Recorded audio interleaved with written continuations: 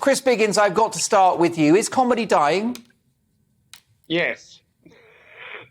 It's as simple as that. I think it is. I mean, tonight there's a programme on, as we're now speaking, on Les Dawson. Now, Les Dawson was a truly funny man. He knew what comedy was all about. He was brilliant. He was really funny. That is what makes me laugh. People like Les Dawson. Some of the programmes we have on now, I don't laugh at all. Well, I wonder whether politics have come into comedy, and that's the problem, because if we look at a show like Mock the Week, Christopher Biggins, it just felt like a 30-minute political lecture. Well, that's the problem, I think. You're absolutely right, Mark. I mean, it's become now so political that it's not true. And, they're having a go at all the parties, the political parties. Woke now is a big subject for everybody, it seems. And it's not like the good old days, when you'd have wonderful comedians like Benny Hill and Dick Emery. I mean, those shows wouldn't be able to be shown now. I mean, it's an impossibility that we could enjoy any of that stuff. Chris Biggins, isn't the point of comedy that it's got to be naughty? Of course, it's naughty and it's fun.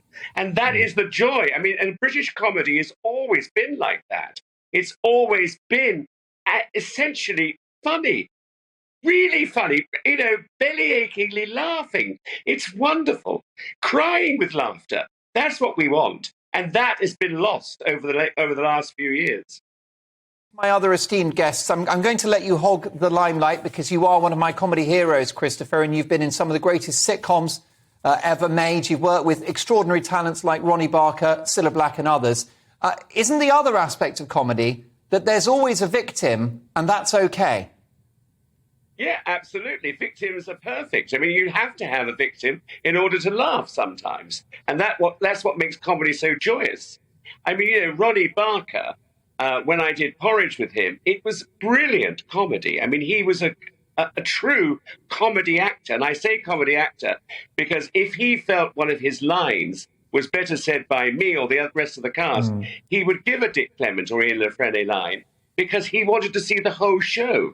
He was a true comedian actor, comedy actor. He was brilliant. And that, I think, we've lost that nowadays. John Fleming, great to have you on the programme. You've written extensively for many years on the subject of comedy. Do you think it's dying? I don't think it's dying. I think it'll probably change. I mean, it goes through periods, doesn't it? Hello, Biggins. I used to work with him on Surprise, Surprise. Hello, Biggins. Wow. What did you do on Surprise, Surprise? I was a researcher. I found the punters. That's great. That was a great show that used to unite families, long-lost siblings and all the rest of it. That's right. And occasionally had a sense of humour. I mean, the thing about Surprise, Surprise, and I think television's changed, and that doesn't help. In the days of Surprise, Surprise, what producers did was they made programmes that they themselves liked. So, I mean, Alan Boyd at London Weekend did Surprise, Surprise because he liked the sort of programmes that he produced. Nowadays, I think people are producing the sort of programmes they think the lower classes want to watch. And so all these Oxbridge people are making programmes for people in Essex. And they don't really understand what the hell's going on.